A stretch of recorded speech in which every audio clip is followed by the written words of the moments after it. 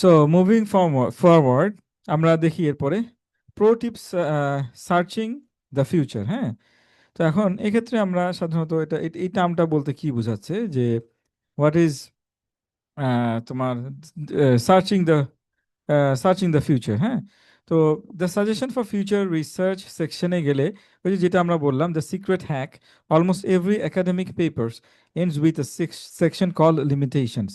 Now they are calling research scope. হ্যাঁ, or suggestion for future research. And from that point, from that paragraph, you will be able to find out the research gap. হ্যাঁ, ওইখানে research গ্যাপটা বলা থাকবে in terms of population, in terms of factors, in terms of context, in terms of methodology, in terms of management perspective, in terms of তোমার user perspectives. হ্যাঁ, the authors are literally telling you what they couldn't do, and that is our selling point. That is our research gap. আমরা previously যেটা নিয়ে কাজ করতে পারি, ঠিক আছে। ইওর মুভ হচ্ছে pick up the baton where they dropped it, এইটাই আমরা বলি রিসার্চ এক্সটেনশন। এইখানে চলে আসে যে আমরা এক্সটেন্ডেড মডেল নিয়ে কাজ করি। হ্যাঁ, এই রিসার্চটাকে আমরা এক্সটেন্ড করি, যে প্রিভিয়াসলি তারা টিকটকের উপর গবেষণা করেছে, টিকটকের সাথে অ্যাংজাইটি অ্যান্ড তাদের দেয়ার পপুলেশন সাইজ ওয়াজ, ধরো যে adults, early adults, late adults. But তুমি এটাকে চেঞ্জ করে দিলা, তুমি কি করলা, টিকটক অ্যাডাপশন অ্যান্ড তোমার কি কি বললাম জানি, তোমার নিউরোলজিক্যাল প্রবলেম অথবা ভার্টিগো অথবা মেন্টাল হেলথ প্রবলেম তুমি দিয়ে দিলা, এবং বললা যে স্টুডেন্টস, অ্যামাং স্টুডেন্টস, সেখানে তুমি পপুলেশন সাইজ পুরোটাই নিয়ে আসলা, যে তোমার কে কে 1 থেকে শুরু করে K-12 স্টুডেন্টস সবগুলোকে তুমি নিয়ে আসলা। হ্যাঁ, তারপর ইউনিভার্সিটি স্টুডেন্ট নিয়ে আসলা। তাহলে এইভাবে আসলে আমরা সাধারণত খুব শর্টকাটে কিন্তু রিসার্চ গ্যাপের কাজগুলো করে ফেলতে পারি। বাট বাকি প্রিভিয়াসলি ওগুলো তোমার জানা থাকা লাগবে। আর এগুলো হচ্ছে দিজ আর দ্য হ্যাকস, এবং এইভাবেই কিন্তু আসলে মূলত রিসার্চ খুব সংক্ষেপে, খুব দ্রুত, ভালোভাবে রিসার্চ করা যায়। হ্যাঁ, আচ্ছা, এরপর হচ্ছে ইভ্যালুয়েটিং ইওর সোর্স। এখন এইটা হচ্ছে খুব মানে কি বলবো, এটা খুবই রিলিভেন্স রিলিভেন্ট একটা মানে ভ্যালিডিটি, খুব ভ্যালিডিটি নিয়ে এখানে কোশ্চেন চলে আসে। তুমি কোন কোন পেপার সার্চ করছো এখানে, ভালো ভালো যে জার্নালগুলো আছে, যা ভালো ভালো পেপার যেগুলো আছে, ওরা ওদের কাছে যখন রিভিউতে যায় তখন তারা রেফারেন্সগুলো চেক করে, যে তুমি যেই জায়গা থেকে রেফারেন্সটা তুমি বলতেছো আসলে you are picking from that particular sector or not. Because recently, thanks to LLM or thanks to ChatGPT, Gemini, তোমাকে কিন্তু ওরা একটা রেফারেন্স জেনারেট করে দিবে যে অমুক পেপার তমুক পেপার এই হয়েছে, but that is based on hallucination or that is based on কি বলবো এডুকেটেড গেজ। তারা কিন্তু একটা হঠাৎ করে দেখবে যে আউট অফ নো ওয়্যার তারা একটা পেপার দিয়ে দিছে, কিন্তু তুমি যখন সেই পেপারটা সার্চ করবা দেখবে যে সেই পেপারটা পাচ্ছ না, ইনফরমেশন পাচ্ছ না। এই জন্য বেটার হচ্ছে পুরো জার্নালে যাওয়া। তুমি শুধু সার্চ ইঞ্জিনের উপর ভরসা করলে হবে না, গুগল স্কলারে গেলেই হবে না। গুগল স্কলারে সার্চ করলে দেখবা যে পেপারের ইউআরএল লিঙ্কটা দিচ্ছে, ওই লিঙ্কে যে ওই ওয়েবসাইটে গিয়ে ওই পেপারটা তোমাকে নামাতে হবে। হ্যাঁ, ওই পেপারটা নামিয়ে দেখেন দেন তুমি পড়তে পারবা। এবং এটাই হচ্ছে তোমার, আমরা ক্র্যাপ টেস্ট বলে থাকি। হ্যাঁ, যে not all research is created equal, before you use a paper to justify your gap, check whether your gap is actual gap or it is based on কি বলে বাবল। এরকম আমরা সাধারণত আমরা মনে করি যেটা উইচ ইজ গ্যাপ, আমরা বলতে থাকি, আমরা অনেক গ্যাপ ফাইন্ড আউট করি, কিন্তু আমরা তখন একটা নির্দিষ্ট বাবলের মধ্যে থাকি। যখন বাবলটা ফেটে যায় তখন দেখি যে আরে এই গ্যাপ তো আসলে এটা গ্যাপ না, এটা হচ্ছে তোমার অগমেন্টেড গ্যাপ, এটা আসলে ট্রু গ্যাপ কিন্তু আসলে না। ওকে, তাহলে এখন আমরা এটাকে এই ক্র্যাপ টেস্ট বলতে আমরা বুঝাই যে আমার গ্যাপটা আসলে ফাইন্ড আউট ঠিকমতো হলো কি না, সেটা আমি একটু ইভ্যালুয়েট করি। হ্যাঁ, তাহলে কারেন্সি, কারেন্সি মানে এখানে বোঝাচ্ছে is it from the last 5 to 10 years, unless it is a classic. যেমন তোমার যদি এখন আমি যদি বলি টেকনোলজি অ্যাডাপশন রিসার্চ, তোমার রজার্সের একটা থিওরি আছে, তারপরে theory of reason, action reason, behaviour, এগুলো দিয়ে কিন্তু তোমার টেকনোলজি অ্যাডাপশনের বিভিন্ন থিওরি গুলো পরবর্তীতে আসছে। ওগুলো হচ্ছে একেবারে তোমার বেজ, ওগুলোর উপর বেস করে পরবর্তীতে মডেলগুলো ডেভেলপ হয়েছে। তুমি যদি ওই পেপারগুলো নাও, যেন মোস্টলি আমরা যদি MIS কোয়ার্টারলি থেকে আমরা যে পেপারগুলো নেই, হ্যাঁ, এরা হচ্ছে থিম জেনারেট করে। তো এটা 5 থেকে 10 বছর পুরনো হওয়ার দরকার হবে না, এটা 30 বছর 40 বছর পুরনো হলেও এটা কারেন্সিটা অলওয়েজ সেম থাকবে। বাট কারেন্সি বলতে এখানে কি বোঝাচ্ছে, আমি যেই পেপারগুলো রেফারেন্স হিসেবে নিব সেগুলো যেন অবশ্যই 5 থেকে 10 বছরের বেশি পিছনে আর না যায়, unless until the paper is biblical or classical, ঠিক আছে, যে পেপার থেকে আমাদের নিতেই হবে, তো সেটাতে তোমাদের আমাদের দোষ নাই। তাহলে আমাদের 5 থেকে 10 বছরের পিছনে আর পেপার নেওয়া যাবে না, আমাদের রিসেন্ট পেপারগুলো চেক করতে হবে। আচ্ছা, রিলিভেন্সি, এখন দেখো রিলিভেন্স কথা কি বলছে। Does it actually answer A part of your questions or not? তাহলে তুমি দেখতেছো যে তোমার আসলেই সেই যে প্রবলেমটা আছে, সেই প্রবলেমটার অ্যান্সার কি তুমি আসলে খুঁজে পাচ্ছ কি পাচ্ছ না? অনেক সময় মনে হবে যে না, আসলে অ্যান্সার পাচ্ছি না, বাট অ্যান্সার ইজ দেয়ার। তখন তোমাকে রিভিউয়ার চোখে আঙ্গুল দিয়ে যখন দেখাই দিবে, তোমার পেপারটা রিজেক্ট হয়ে যাবে, অথবা তোমার থিসিসে প্রবলেম হয়ে যাবে, তোমার সুপারভাইজার বলবে যে না, যে নাহিন, তুমি যে গ্যাপটা দিয়ে দেখাচ্ছ, এটা আসলে গ্যাপ না, এটা আসলে গ্যাপ নাই, এটা আসলে গ্যাপই না, এটা এটা একটা, তুমি একটা ভুল জায়গায় আছো, গ্যাপ হচ্ছে অন্যটা। তখন আমরা রিলেভেন্সি কি দিয়ে মাধ্যমে এটা চেক করি যে আসলেই আমার রিসার্চ গ্যাপটা ঠিকমতো ফাইন্ড আউট হলো কি হলো না। দেন আসে authority, is it published in a peer review journal? ওই যে অলরেডি বললাম যে পেপারটা আমি যেই পেপার থেকে আমি গ্যাপগুলা নিচ্ছি, অথবা যেই পেপারটা, যেই পেপারের আউট মানে স্কোপ বলছে যে there is other research scope, অথবা রিসার্চ লিমিটেশনকে বেস করে আমি যে পেপারটা লিখতে যাচ্ছি, ওই পেপারটা আসলে পেয়ার রিভিউ জার্নাল হচ্ছে কিনা।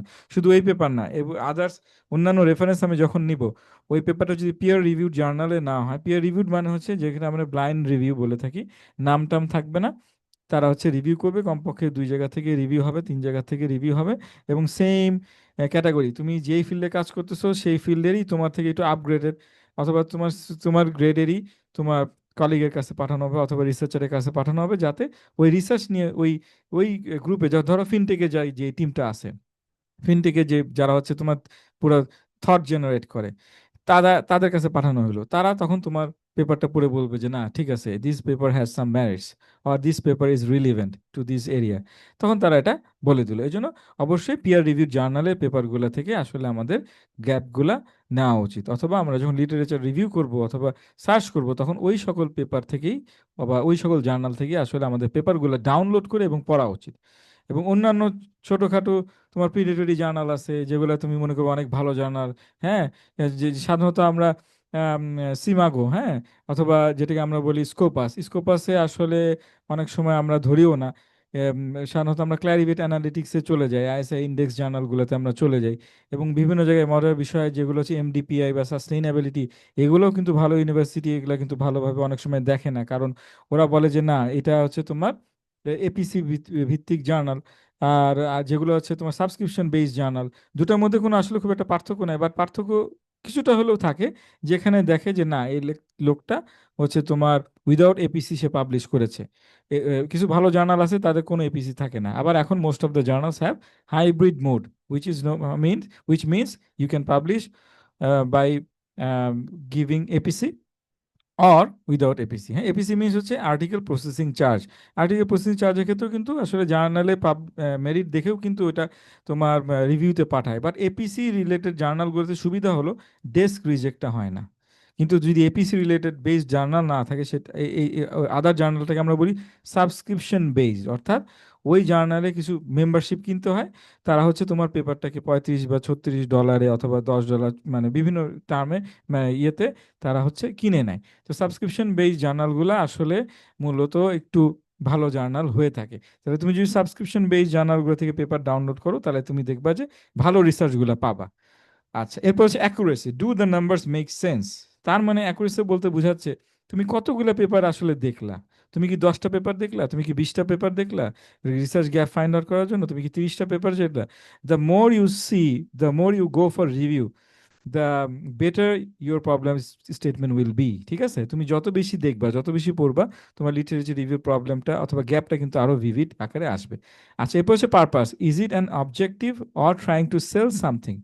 হ্যাঁ, তুমি কি কোনো তোমার অবজেক্টিভটা অথবা কি, এইটা তোমার পারপাসটা সেট করবা, তোমার এই রিসার্চ করার উদ্দেশ্যটা কি, সেটা মাথায় রেখেই তোমাকে সার্চ করতে হবে। যেমন যেমন যেমন বললাম সকাল মানে শুরুতে, তোমার হচ্ছে 15 মিনিট সিটিজ, এটাকে তুমি কি আসলে নেগেটিভ ওয়েতে দেখতে চাও নাকি পজিটিভ ওয়েতে দেখতে চাও?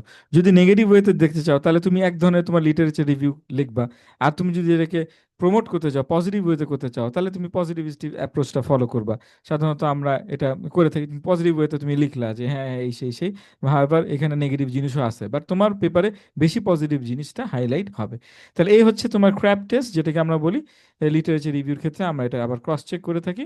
এখন তুমি আসো যে গ্যাপ চেক হ্যান্ড আউট, যদি আমরা আমরা আমরা যদি একটা ওয়ার্কশপের মতন করি, তাহলে সেক্ষেত্রে এরকম হলো, তোমাদের কিছু আমি স্লিপ দিয়ে দিলাম, তখন তোমরা এভাবে ফাইন্ড আউট করলা যে তুমি দেখলা give this check list to students to verify their found gap, মানে তোমরা একটা বাসায় পেপার যখন লিখবা তখন এভাবে নিজেরা চেক করতে পারো। দেখলা যে প্রথমে I found at least 3 papers that are close to my topic but not identical.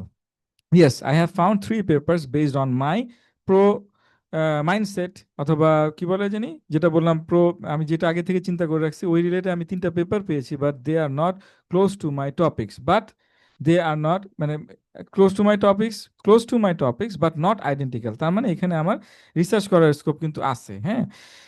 আচ্ছা, দেন এরপর হচ্ছে I can point to specific shortcoming in existing research, for example they ignore variable X, যেমন ব্র্যাকেটে আমরা দেখলাম যে তারা যদি এগুলোকে আমরা কন্ট্রোল ভেরিয়েবল বলে থাকি, যেগুলোকে ডেমোগ্রাফিক ভেরিয়েবল, এগুলোকে আমরা কন্ট্রোল ভেরিয়েবল বলে থাকি, এজ গ্রুপ, পপুলেশন, হ্যাঁ।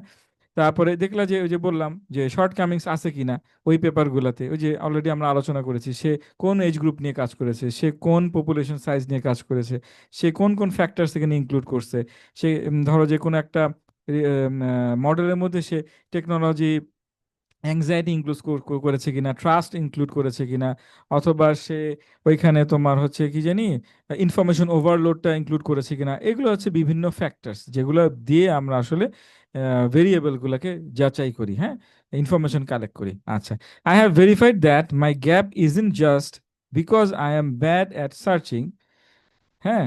তো আমি এরপর দেখলাম যে তুমি আসলে গ্যাপ খুঁজে পাচ্ছ না, তাহলে এখন তুমি কি তোমাকে দোষ দিবা যে আসলে আমি গ্যাপ খুঁজে পাচ্ছি না, নাকি এখানে কোনো রিসার্চ করার স্কোপই নাই? কারণ এটা আমাদের হয়তো, আমরা যখন প্রথম গেছি পিএইচডি করার জন্য, তোমরা যখন যাবা, আমরা পেপার লেখার সময় রিসার্চের কোনো গ্যাপই খুঁজে পাচ্ছি না। আমার ধরো যে সারা রাত চিন্তা করে একটা রিসার্চ গ্যাপ লিখলাম, এরপরে যখন নেটে সার্চ দিলাম দেখলাম ওইটা নিয়ে অনেক কাজ হয়ে গেছে। এই জন্য স্মার্ট ওয়ে হচ্ছে, মানে স্মার্ট তাদেরকেই বলা হয়, স্মার্ট ওয়েতে কাজ করতে হবে, অর্থাৎ অল্প কাজে বেশি তোমার বেনিফিট আনতে হবে। এই জন্য আমরা বলবো যে আগেই তোমাকে ইন্টারনেটে সার্চ করতে হবে। তুমি did I check Google Scholar, তুমি কি গুগল স্কলার থেকে করছো? গুগল স্কলারে অনেক ইনফরমেশন তুমি পাবা, আবার অনেক ইনফরমেশন তুমি পাবা না। যেমন তুমি যদি থমসন রয়টার্স এর ক্লারিভেট অ্যানালিটিক্স এর ওয়েবসাইটে বা পোর্টালে যাও, ওখানে যে মাস্টার ডেটাবেস যেটা আছে, ওখানে দেখবা অনেক তুমি ভালো ভালো জার্নাল পাবা, বাট মোস্টলি পেইড জার্নাল এগুলা, এবং বাংলাদেশে আসলে ক্লারিভেট অ্যানালিটিক্স এর অ্যাক্সেসটা পাওয়া যায় না, এটা তোমার সাবস্ক্রিপশন বেস কিনতে হয়। তো তুমি যদি ওইটাতে দেখো তাহলে দেখবে ওখানে রিসেন্টলি ভালো ভালো পেপার আসতে পারে। এবং তোমাদেরকে আমি শেয়ার করে রাখছি যে অ্যাসোসিয়েশন অফ ইনফরমেশন সিস্টেমস, এটা হচ্ছে বাংলাদেশে বিডি চ্যাপ্টার ওপেন হয়েছে। তো তোমরা ওইখানে গিয়ে মেম্বারশিপ যদি হয়ে যাও, স্টুডেন্ট হিসেবে মেম্বারশিপ যদি নিয়ে নাও, অলরেডি বাংলাদেশের জন্য ওপেন হয়ে গেছে, আমিও একজন মেম্বার এআইএস এর।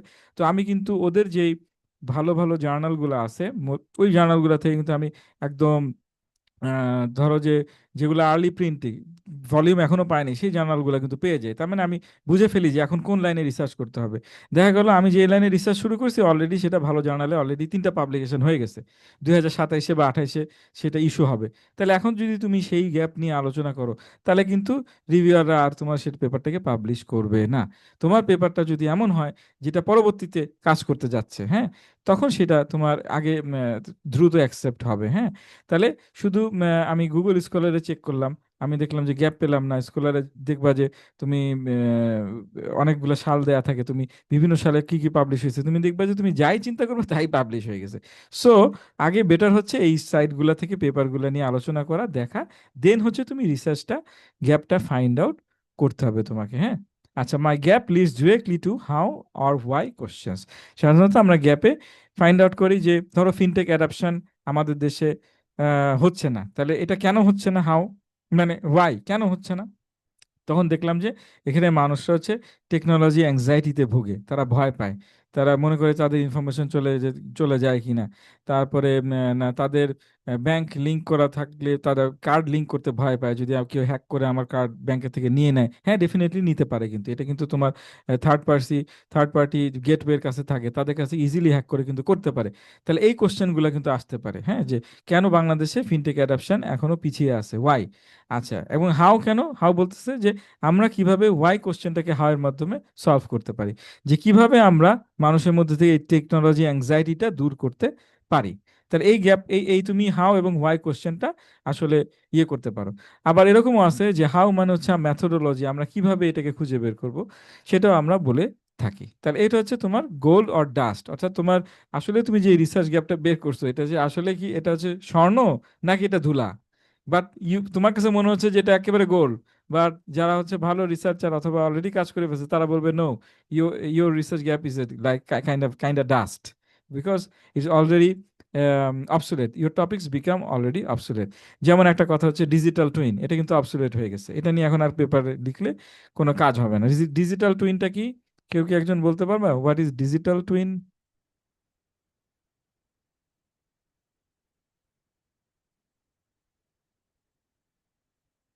I see somebody is talking but not, আমি টক, আমাকেই দেখাচ্ছে, কেউ কি বলবা what is digital twin? What is digital twin? জানি না স্যার আসলে। আইডেন্টিক্যাল বা এরকম কিছু। You are already living in digital twin, তাই না? তোমরা ফেসবুকে অথবা বিভিন্ন জায়গায় অ্যাভাটার ইউজ করো না? তোমার ছবি এআই এর মাধ্যমে আসে, এবং তোমার একটা জি ডিজিটাল স্যার। ফুড, হ্যাঁ, তোমার একটা ডিজিটাল ফুটপ্রিন্ট ফেসবুকে আছে না? আমি যদি এখন ফেসবুকের লগ তোমার কাছে, তোমার ফেসবুকের লগটা চেক করতে বলি, তাহলে তো তুমি কিন্তু একদম যেদিন ফেসবুক ওপেন করছো থেকে শুরু করে আজকে কয়টার সময় কখন কি কাজ করছো সমস্ত তোমার ওইখানে লেখা থাকবে। অর্থাৎ already you are uploading your consent, কি বলে এটা, কি কনসেনসাস, অথবা কি বলবো, কনসাসনেস, হ্যাঁ, আনকনসিয়াস, কি বলে এটা, ইন্টেনশনালি তোমার সমস্ত ইনফরমেশন তুমি কিন্তু ফেসবুকে আপলোড করে রাখছো। অর্থাৎ your twin version or your digital version is already there. এটাকে আমরা ডিজিটাল টুইন বলতেছি। কারণ ভবিষ্যতে আমাদের এই যে, ধরো যে তোমার এআই যখন চলে আসবে, যেন টেসলা রবট বানানো শুরু করছে, আমরা এখন এলএলএমটাকে আমাদের কম্পিউটার ডিভাইসে ইউজ করতেছি, but the day will come when you will transfer your data into a small robot, একটা ছোট একটা রোবট থাকবে, সেই রোবটের মধ্যে তোমার সমস্ত ডেটা দেওয়া হয়ে যাবে। তখন তখন সেটা তোমার মতন কাজ করবে, তুমি তাকে খালি, যেমন অ্যালেক্সা, তুমি বাসায় এসে অ্যালেক্সাকে তুমি ইনস্ট্রাকশন দিবা, সে তোমার বাসার লাইট কমাবে, ফ্যান জ্বালাবে, চুলা অন করবে, ফ্রিজ খুলে দিবে, দরজা খুলে দিবে, জানলা খুলে দিবে, ঘরটাকে পরিষ্কার করে দিবে, তাই না? এটা খুব দ্রুতই চলে আসবে, আগামী 10 বছরের, 10 বছরও লাগবে না, এগুলা টেকনোলজি খুব অ্যাভেলেবল হয়ে যাবে। আচ্ছা, এটাকে আমরা ডিজিটাল টুইন বলতেছি, অগমেন্টেড রিয়ালিটি, হ্যাঁ। তারপর হচ্ছে যে তোমার এই তো, তো এগুলো অলরেডি কি তোমার স্যাচুরেটেড হয়ে গেছে, পুরনো হয়ে গেছে, তার মানে তোমাকে এখন ফার্দার টপিক্সে যেতে হবে, যেমন ইন্ডাস্ট্রি 5, এটাও কিন্তু স্যাচুরেটেড হয়ে যাচ্ছে। ইন্ডাস্ট্রি 5-এ হিউম্যান ইনভলভমেন্টটা বেশি লাগবে, হ্যাঁ। আচ্ছা, তো যেমন web 2 technology, web 3 technology, web 4 technology, web 5 technology, এগুলো কিন্তু আসতেছে। এক পর্যায়ে তোমার ইউটিউবও থাকবে না, এক পর্যায়ে তোমার ফেসবুকও থাকবে না, তোমার থাকবে কি একটা সিম্পল একটা এআই এজেন্ট থাকবে। এআই এজেন্ট তোমার নামে থাকবে, তখন তোমার একটা ডিজিটাল টুইন টুইন হয়ে যাবে। এআই এজেন্ট থাকবে বাসায়, তুমি ওই এআই এজেন্টকে বলবা যে অমুক চ্যানেল ওপেন কর, তমুক চ্যানেল ওপেন কর, নিউজ দেখবো, এটা করবো, সেটা করবো, হ্যাঁ, তখন সে তোমার কথা শুনবে। তখন হচ্ছে তোমার হলোগ্রাফিক ইয়ের মাধ্যমে তোমার স্ক্রিনও তখন তোমার লাগবে না। তুমি তোমার ব্রেনের মধ্যে কোনো চিপ দেওয়া থাকবে, অথবা কোনো স্মার্ট গ্লাস থাকবে, অগমেন্টেড রিয়ালিটি স্মার্ট গ্লাস, এআরএসজি, ওটা তুমি পড়লেই তুমি একটা সমস্ত তোমার ডিজিটাল প্ল্যাটফর্মে চলে আসলে, একই সাথে দেখতেছো তোমার ইউটিউব, তোমার ফেসবুক, নিউজ চ্যানেল সবকিছু দেখতেছো, বাট তোমার সামনে কিন্তু কিছু দেখা যাচ্ছে না, তাই না? ওকে, তাহলে এগুলা কিন্তু অলরেডি টপিকস গুলা স্যাচুরেটেড হয়ে গেছে। তার মানে ফেজ 2-তে যদি আমরা স্টুডেন্টদের, আমরা যদি এটা নিয়ে আলোচনা করি, তাহলে তোমাদেরকে যদি আমি একটা টাস্ক দেই, তোমরা নিজেরা বাসায় এটা করবা। যেহেতু আমাদের এই টপিক, আমাদের এই সেশনগুলো আসলে ভলেন্টারি সেশন, বাট আমি যখন কোনো ক্লাস নিব বা সার্টিফিকেটের কোনো কথা আসবে, তখন আমি এই জিনিসগুলো তোমাদেরকে দিব। যেমন find 5 peer reviewed article using your keyword map.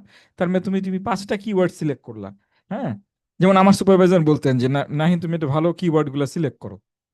আমাদেরকে কোশ্চেন করতেন, তোমার পেপারে কি কি কিওয়ার্ড আছে, তো তোমার পেপারে কিওয়ার্ড যত ভালো হবে, তোমার পেপার তত দ্রুত সিলেক্ট হবে, সাইটেশনের সংখ্যাটাও বাড়বে। আচ্ছা, তুমি একটা 5টা পিয়ার রিভিউ আর্টিকেল সিলেক্ট করলা, নিজেরাই করবা এই বন্ধের মধ্যে, ছুটির মধ্যে করে আমাকে, আমি একটা অ্যাসাইনমেন্টের অপশন অন করব, তোমরা সেখানে সাবমিট করবা। এবং আগে আবারও বলে দিচ্ছি, এটা হচ্ছে তোমার রিসার্চের কাজ হচ্ছে ভলেন্টারি কাজ। তুমি যে যত বেশি ভলেন্টারি কাজ করবা সে তত বেশি আগায় যাবে। আর যে বলবে যে না আমরা আস্তে আস্তে করতে থাকি, আজকে না কালকে না পরে তারপরের দিন, তারা আমার মতন পিছায় থাকবা, প্রোক্রাস্টিনেশন যারা করবা। আচ্ছা, এরপর হচ্ছে map create a gap table. Slide 16-এ যেরকম একটা টেবিল আমরা ড্র করেছি, ওরকম একটা টেবিল ড্র করবা, কম্পেয়ারিং দোজ 5 আর্টিকেলস। ওই 5 আর্টিকেলসে দুইটা ডাইমেনশনে, দুইটা প্যারামিটারে তুমি ফাইন্ড আউট করবা। করার পরে তুমি রিসার্চ গ্যাপটা নিচে লিখবা।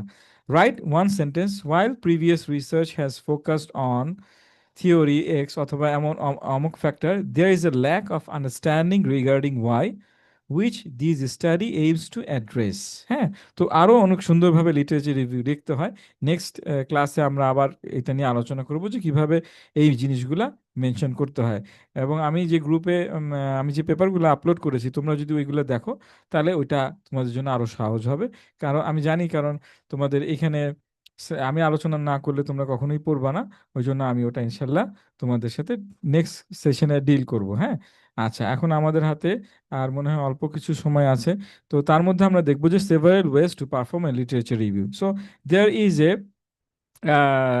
in around about তোমার there are 7 types of performing literature review। Literature review করার জন্য there are 7 ways you can use to do your literature review। ঠিক আছে, তাহলে আমরা সেটা এখন আলোচনা করব কি কি হতে পারে। দ্য নাম্বার ওয়ান হচ্ছে দ্য ন্যারেটিভ ট্রেডিশনাল রিভিউ। আমরা ট্রেডিশনাল রিভিউ ফরম্যাট যেটা বলে থাকি, সেটাতে তুমি কিন্তু করতে পারো। আচ্ছা, এই সিস্টেমে কি হয়, this is the most common type for students. It provides a broad view of the topic and establishes a context for your research.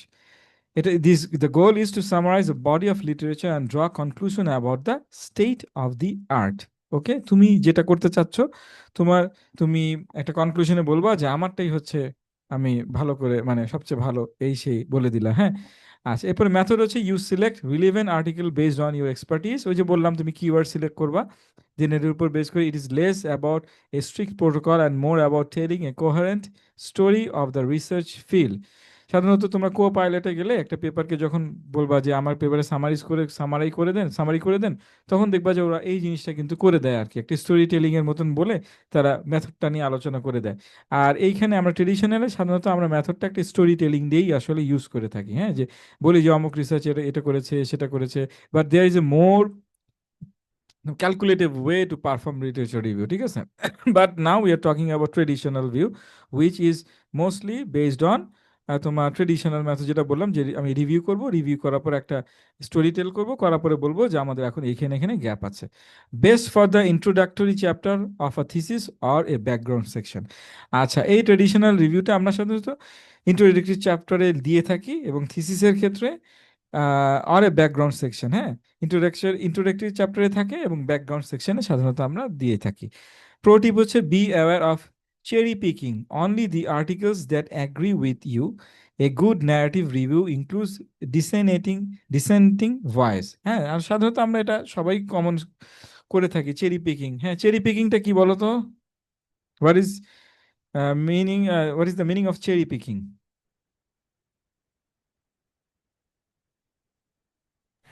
বেছে বেছে নেওয়া।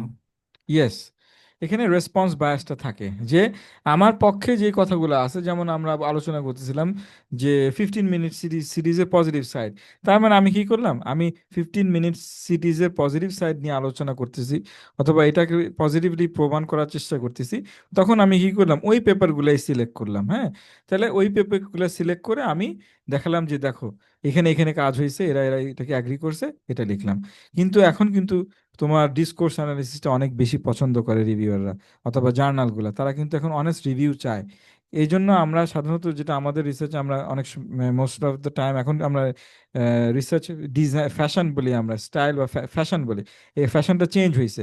আমরা দেখাই যে আমি এই হাইপোথিসিসটা প্রমাণিত করতে চাই, লিটারেচারি রিভিউতে আমি গ্যাপ দেখাই, প্রমাণ করতে চাই, কিন্তু পরে যখন এস্টিমেশন অথবা মেথডে আসি, অ্যানালাইসিস করে দেখাই যে না, this factor is not significant at all. ঠিক আছে, তখন আমরা বলি though they are highlighting that this factor is essential for this research, but from our study আমরা যেটা আমরা খুঁজে যেটা আমরা যেটা খুঁজে পেয়েছি যে এই ফ্যাক্টরটা আসলে নন সিগনিফিকেন্ট।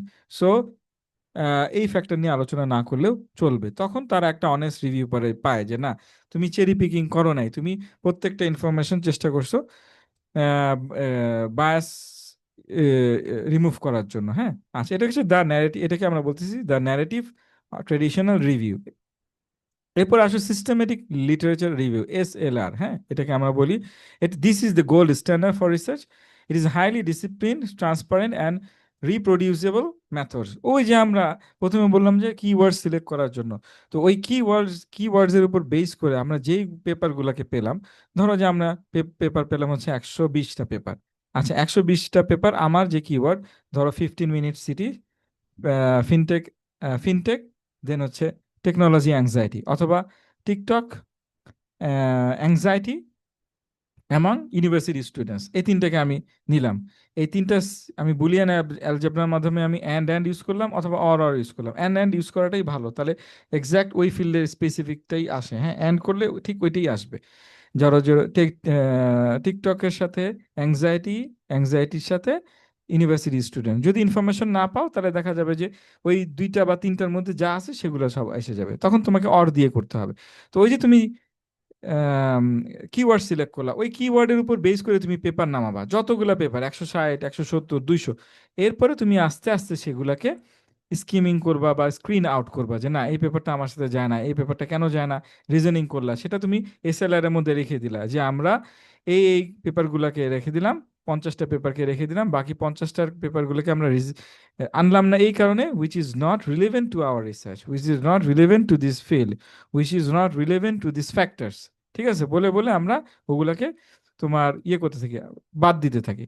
আচ্ছা, এটা মেথড হচ্ছে you follow a strict protocol, often using the Prisma framework. Prisma framework নিয়ে আমরা আরেক সময় আলোচনা করব। PRISM এটা একটা আলাদা framework. You document every search term, every database used, and why you include or exclude every single paper. তাহলে ইনশাল্লাহ আমরা এসএলআর নিয়ে পরে আরেক সেশনে আলোচনা করব। এটা খালি তোমরা জেনে যাও যে এসএলআর এর মাধ্যমে করা যায়। আচ্ছা, this is best for health care, policy making and high impact journal articles. তাহলে দেখবা যে যারা হাই ইম্প্যাক্ট ফ্যাক্টর জার্নালে পাবলিশ করে তারা কিন্তু সিস্টেমেটিক লিটারেচারে বেশি ফোকাস করে, কারণ তারা ওই কিওয়ার্ড দিয়েই সার্চ করে করে যেই পেপারগুলো পায় সেগুলো নিয়ে আলোচনা করে, এবং এখানে ইমপ্রুভড হয়ে যায়, বায়াসনেস আসলে থাকে না, খুবই কম থাকে। আচ্ছা, এরপর হচ্ছে the meta analysis. Meta analysis কি? This is the quantitative version of a systematic review, quantitative version of a systematic review. Systematic review is not, কিন্তু এটা কিন্তু একটা এটা কিন্তু কাইন্ড অফ কোয়ালিটেটিভ ভার্সন। হ্যাঁ, বাট মেটাতে আমরা কি করি, একদম থিম পর্যন্ত চলে যাই। যেমন হচ্ছে to combine the data from multiple independent studies to see if the overall effect is statistically significant or not. হ্যাঁ, মেথড হচ্ছে you can use statistical techniques to pull the result of several studies, usually experiments for RCT, randomized control trials। হ্যাঁ, randomized control trials, এটা মেডিকেলের ক্ষেত্রে বেশি হয়ে থাকে, অথবা বিভিন্ন ক্ষেত্রেও হয়ে থাকে, as if they were one giant study. তাহলে এগুলা ডিফারেন্ট, মানে এক একটা লাইন। হ্যাঁ, মেটা অ্যানালাইসিস নিয়ে বলতে গেলে তোমার আরো একটা সেশন নেওয়া লাগবে, তুমি জাস্ট এই টুলস টার্মস গুলো তোমরা জেনে রাখো। তাহলে প্রথমে আমরা কি দেখলাম, যে ন্যারেটিভ বা ট্রেডিশনাল রিভিউ, দেন হচ্ছে মোস্ট পপুলার হচ্ছে এসএলআর, সিস্টেমেটিক লিটারেচার রিভিউ। এরপরে চলে আসে মেটা অ্যানালাইসিস, যেখানে আমরা ডেটা সহকারে চেক করি, যে যে সেকেন্ডারি লেভেলের ক্ষেত্রে আমরা সাধারণত সেকেন্ডারি রিসার্চ যেগুলো হয়ে থাকে সেখানে লিটারেচার রিভিউতে আমরা কিন্তু মেটা অ্যানালাইসিস করে থাকি। আচ্ছা, কি ভেরিয়েবল হচ্ছে you calculate the effect size, visual tools usually presented by a forest plot. এটা একটা ফরেস্ট প্লটের মাধ্যমে আমরা করি, তোমরা এই টার্মগুলো জানো, এখন আমি এটা নিয়ে আর আলোচনা করব না। ওকে, তাহলে মেটা অ্যানালিসিসের মাধ্যমে আমরা করতে পারি। আচ্ছা, দেন পড়েছে দ্য দ্য স্কোপিং রিভিউ। হ্যাঁ, scoping review, think of this as mapping the territory rather than measuring the depth। তুমি এটাকে আমরা বলি হচ্ছে হরিজন্টাল বা অ্যানালাইসিস, যেটাকে বলি আমরা এক্সপানশন, আর এটা হচ্ছে ভার্টিক্যাল অ্যানালাইসিস, যেটাকে বলি মেজারিং দ্য ডেপথ।